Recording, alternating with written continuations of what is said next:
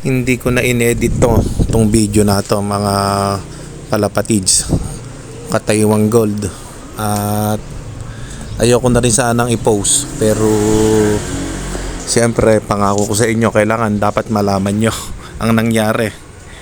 Eto nga mga kalapatids, ayan yung isa natin, yung pang ranking natin ng 13.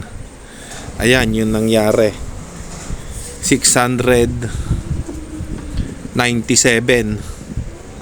Cut off natin 255. Bali naklock siya 256. Etong video na to hindi ko na to kinat, kaya nung nakauwi pa siya may oras pa mga kalapatids. Ang kaso naman sa ibon, para ba siyang natulala, hindi agad pumasok, tapos sa kabila pa ng bubong pumunta. Napakasayang. Isipin nyo na lang mga kalapatids, kung sakaling pumasok siya agad, hindi ganon ang nangyari. Kumbaga hindi siya sa taas ng landing board natin pumunta, clock pa siya. Tapos ito pang nakakapanghinayang, pang 13 siya sa standing, pang 13. Kung kaklak siya ngayon, kaunti pa lang nung nagpaklak mga kalapatids, ibig sabihin bababa pa siya. Kaya ayan, nakakalungkot mga TGL. Sayang. Ayoko na sana talagang i-post pero kailangan malaman nyo mga ka-TGL. Kaya eto, panoorin nyo yung pagdating ng ibon mga kalapatids. At ipopost ko pa rin.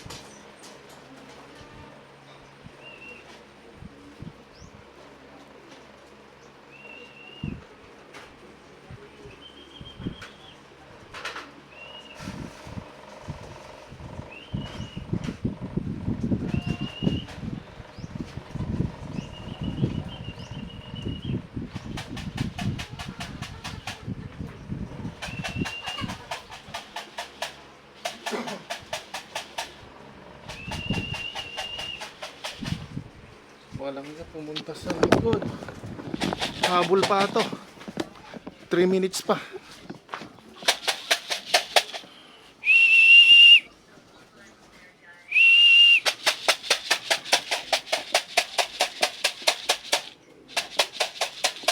Ayun o. Hala. Na-stuck. Abot pa ito. Ibig nyo. Baka magulo pa.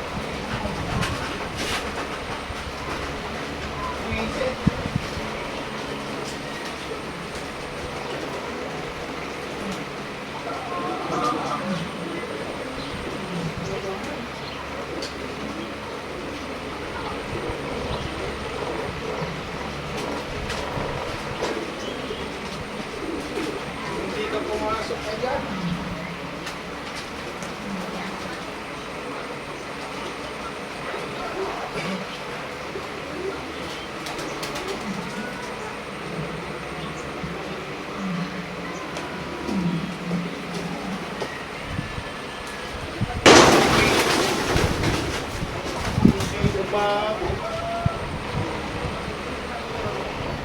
Wala na.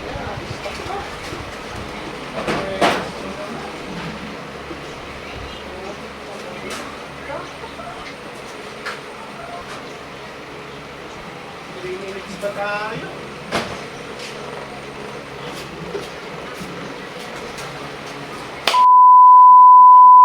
Laking pera na ito. Unti.